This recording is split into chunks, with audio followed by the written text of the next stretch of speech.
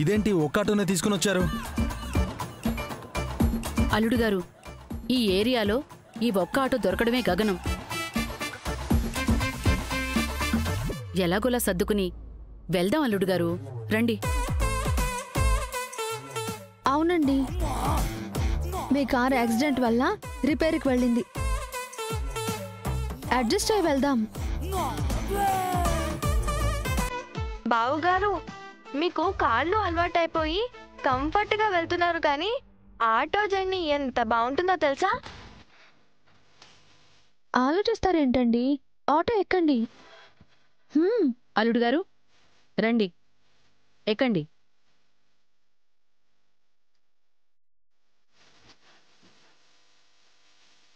వెళ్ళండి.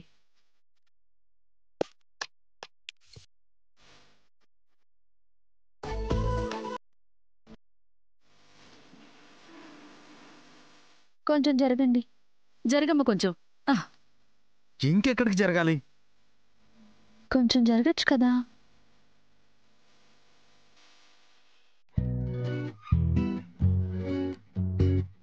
మరి నేనెక్కడ కూర్చోవాలి? ఎవరి వల్ల కూర్చోను? ఇక్కడ కూర్చోవే. బావగారు,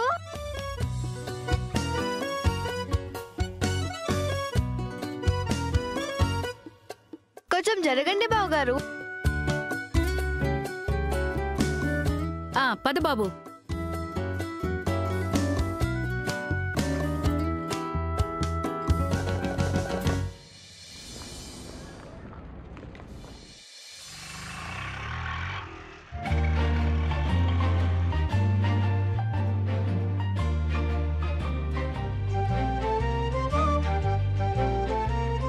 ఏంటండి బిగుసుకుపోయారు? ఎంతమందిని ఎక్కించి ఇరికిస్తే బిగుసుకుపోగా కంఫర్ట్గా కూర్చుంటారా? అన్నా, సాంగ్స్ ఉంటే పెట్టచ్చు కదా. ఈ పరిస్థితుల్లో పాటలు అవసరమా? మనం వెళ్తుంది గుడికే. గుడికెళ్లే ముందు ఆ పిచ్చి పాటలెందుకు? బాబు, నువ్వు పెట్టకమ్మా.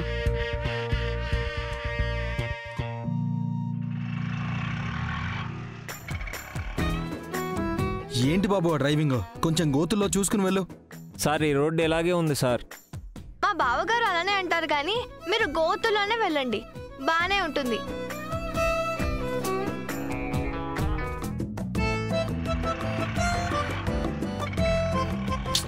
ఇంకా ఎంత దూరం ఉంది? 10 నిమిషాలే బాబు, వచ్చేస్తుంది. ఇంకా 10 నిమిషాలా? బాబు, నువ్వు కాస్త జాగ్రత్తగా వెళ్ళు. మీరు నిన్ను చెప్పినట్టు ఆగి ఉంటే ఆ యాక్సిడెంట్ అయి ఉండేది కాదు. చక్కగా కారులో కూర్చుని వెళ్ళేవాళ్ళం. ఆ యాక్సిడెంట్ అవ్వకపోతే నేను ఇలా ఇరుక్కునేవాడినే కాదు.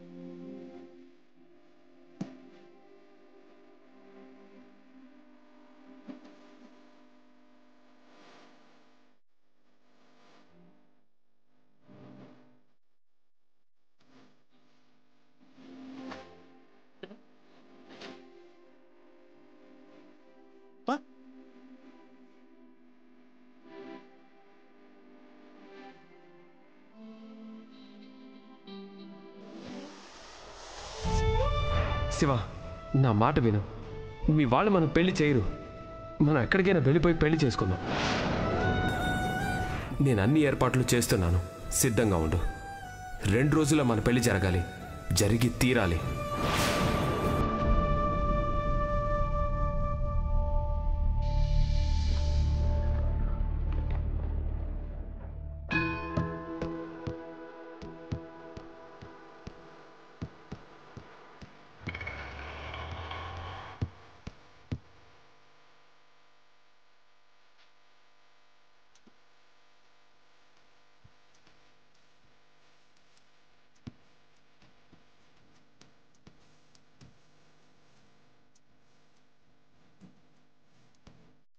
బావగారు ఆటో ప్రయాణం ఎలా ఉంది?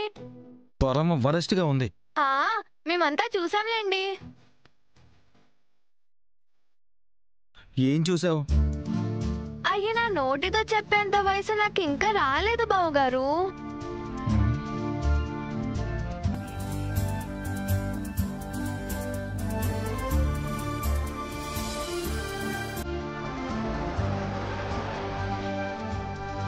అదిగో విష్ణు వాళ్ళు కూడా వచ్చేసారు.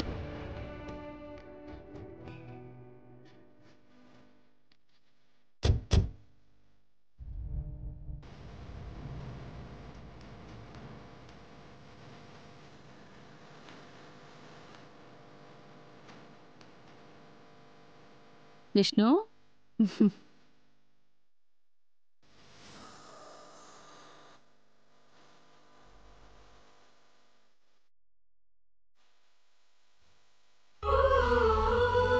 తారగారు మీరొక్కరే వచ్చారు. అన్నయ్య గారేరి? మీరేమన్నా అంగరంగ వైభవంగా వ్రతాలు కళ్యాణాలు జరిపించట్లేదు కదా, ఇంటిల్లిపాది కట్టగట్టుకొని వచ్చేయడానికి. మమ్మా, దేవుడి కళ్యాణం ఎంత రిచ్గా ఎంత డబ్బు పోగేసి చేశామన్నది కాదత్తయ్య, ఎంత భక్తితో చేశామన్నదే లెక్క. ఇలాంటి కౌంటర్లన్నీ బాగానే వేస్తావు.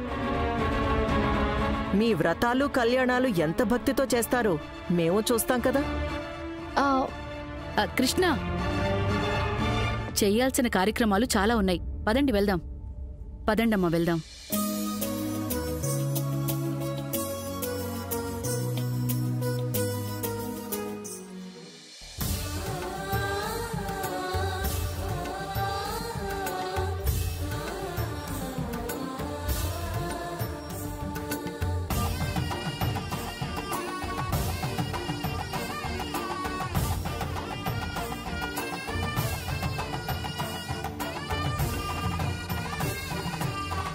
రాణమ్మ గారు వచ్చారా? రండి రండి. పూజా సామాగ్రి కూడా తీసుకొచ్చాం పంతులు గారు. వ్రతానికి విడిగా కళ్యాణానికి విడిగా చేసే తెచ్చారు కదమ్మా. మీరు చెప్పినట్టే తెచ్చాను పూజారి గారు. అయితే మీ దగ్గరే ఉంచండి, నేను అడిగినప్పుడే ఇవ్వండి. ముందు శివరాత్రి సందర్భంగా అందరి గోత్రనామాలతో అర్చన చేపిస్తాను.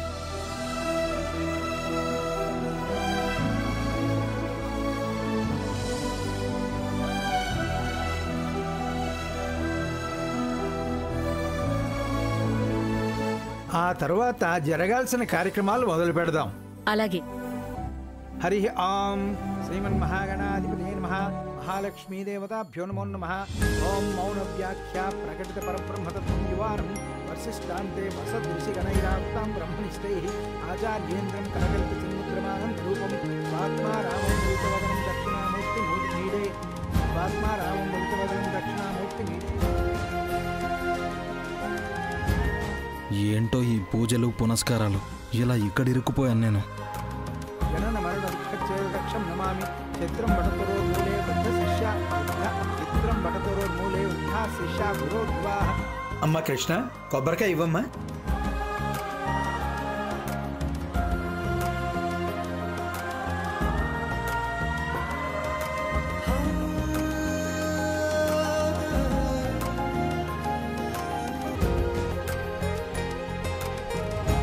అమ్మా, మీరు తెచ్చిన కొబ్బరికాయలో పువ్వు వచ్చింది.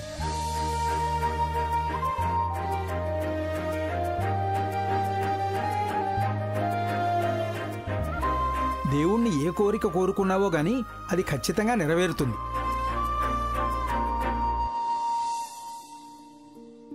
కొబ్బరికాయలో పువ్వు రాకపోతే కోరిన కోరిక తీరదా పూజారి గారు? అలా అని కాదు బాబు,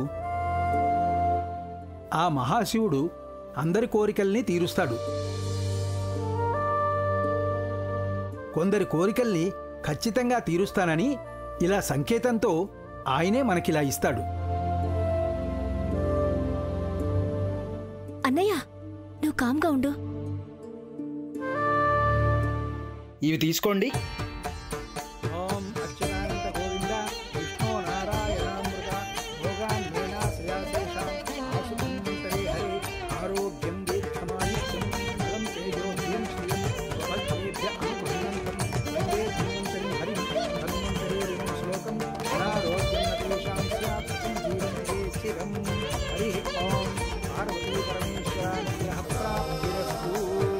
కృష్ణ, నీకు కవల అరటిపళ్ళు వచ్చాయి.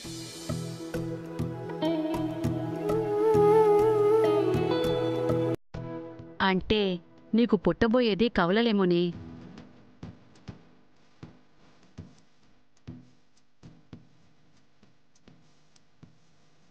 కాపురమే చేయకుండా కవలలు ఎలా పుడతారో ఏంటో. అక్క, నువ్వు ఈ కవల అరటిపళ్ళు తిను. నీకు తొందరలోనే 12 కవలలు పుడతారు.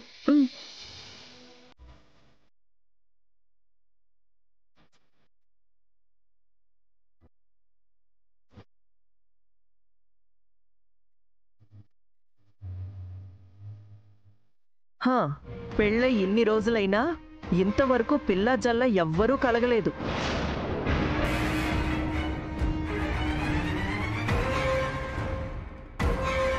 ఇలా ప్రసాదాలు తినేస్తే పిల్లలు పుడతారా ఏంటి? తారాగారు, గుళ్ళో అలాంటి మాటలు మాట్లాడొద్దండి. రాణెమ్మ, నేనేమీ కావాలని అనట్లేదు. తనకి వినికిడి లోపంతో పాటు పిల్లలు పుట్టని లోపం ఏమైనా ఉందేమో చూపిస్తే మంచిదే కదా అని. అత్తయ్య, నేనేమైనా కన్ఫర్మ్గా ప్రాబ్లం ఉంది అంటున్నానా? ఏవైనా లోపం ఉందో లేదోనని ఒకసారి చెక్ చేయించుకోమని అంటున్నాను. అందులో తప్పే ఉంది?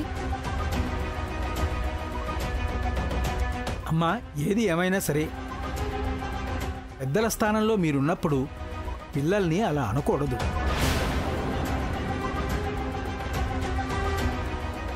మమ్మ, వదినికి ఏ ప్రాబ్లమూ లేదు. ఇలాంటి మాటలు మీరు ఇంకా వినకుండా ఉండాలంటే శ్రీకాంత్ అక్క, మీరు వెంటనే పిల్లల్ని కనాలి.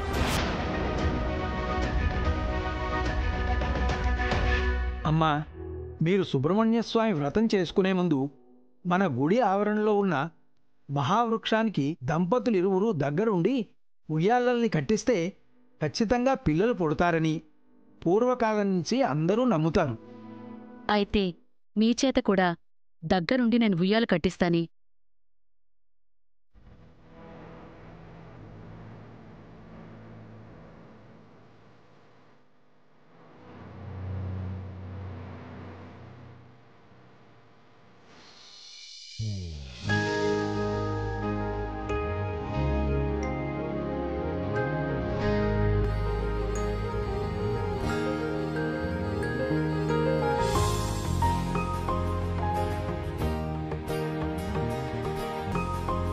అమ్మా విష్ణు, అల్లుడుగారు, ఆ మహావృక్షానికి దండం పెట్టుకుని త్వరలోనే మీ ఇద్దరికి పండంటి బిడ్డ పుట్టాలని కోరుకుంటూ ఈ ఉయ్యాలని కట్టండి.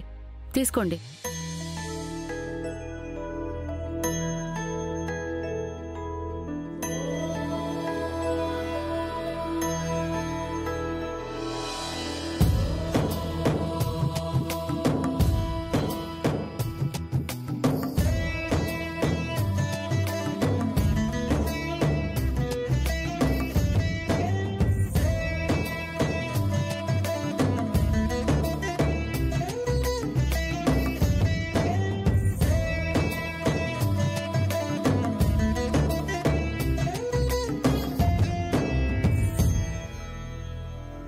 అల్లుడుగారు, కృష్ణ,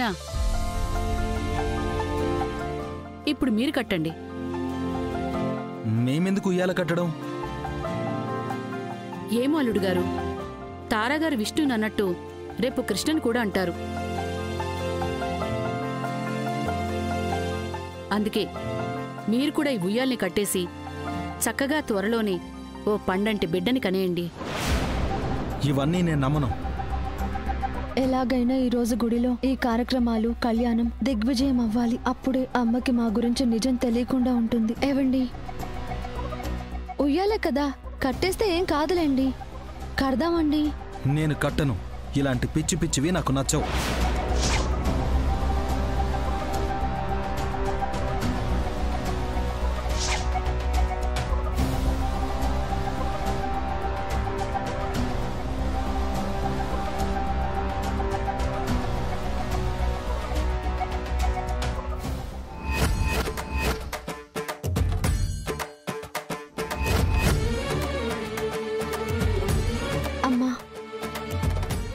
తనకి ఇష్టం లేకున్నా ఆ ఉయ్యాలను విసిరినా అది మహావృక్షానికి బిగుసుకుంది.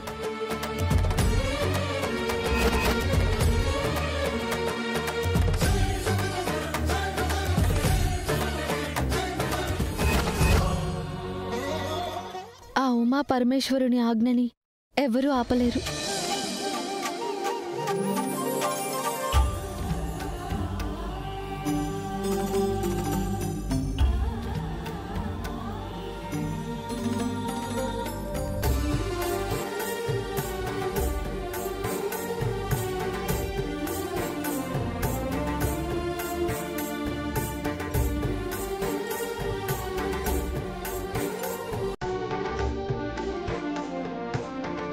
పదమ్మా. పదండమ్మా వెళ్దాం.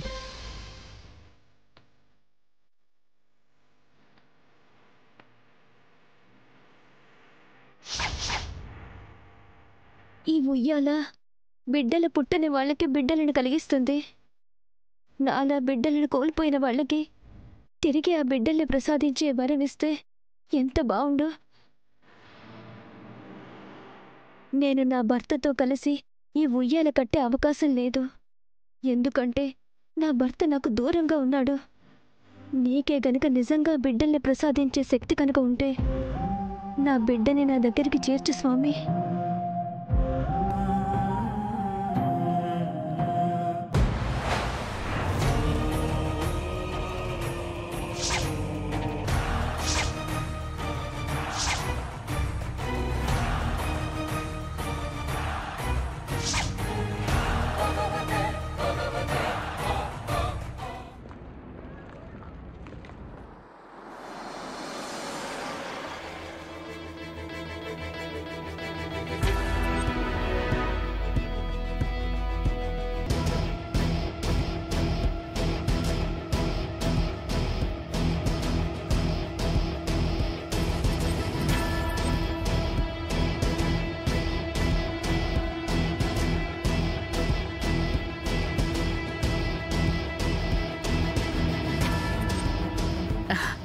వచ్చావా సువర్ణ? ఇంటికొచ్చి మరీ పిలిచావు కదా, రాకపోతే రాలేదని చాటింపు వేస్తారని వచ్చాను.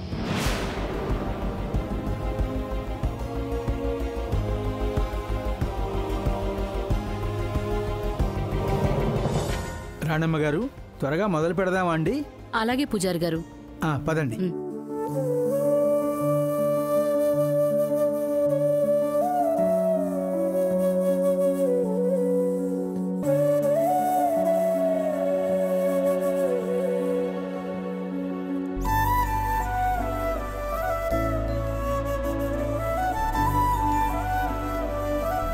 పూజారి గారు, అక్కడేంటి ఆవిడ దండం పెట్టుకుని రుబ్బురోలు తిప్పుతున్నారు?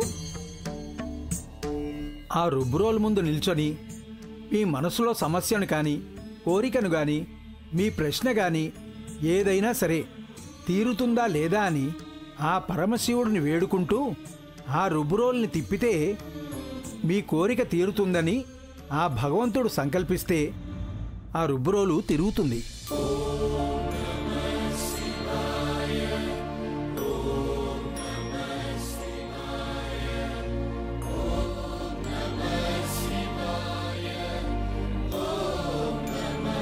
ఒకవేళ మీ కోరిక తీరనిదే అయితే మీరు ఎంత బలంగా తిప్పినా అది కొంచెం కూడా తిరగదు. మీలో ఎవరికి ఎలాంటి కోరికలు సమస్యలు ఉన్నా వెళ్ళి అవి తీరుతాయో లేదో అని నివృత్తి చేసుకోవచ్చు. ఇవన్నీ ఈ రోజుల్లో కూడా మీరు నమ్ముతున్నారా పూజారి గారు? ఎవరి నమ్మకం వాళ్ళదమ్మా. కానీ ఆ మహిమాన్వితమైన రుబ్బురోలు ఆ పరమశివుని అనుసంధానకర్తలా ఇక్కడికి వచ్చే భక్తులు భావిస్తారు. తాము అనుకున్నవి జరుగుతాయో లేదో అని సరిచూసుకుంటారు. ఆ రుబ్బురోలు ద్వారా తెలిసింది ఖచ్చితంగా జరుగుతుందని భావిస్తారు.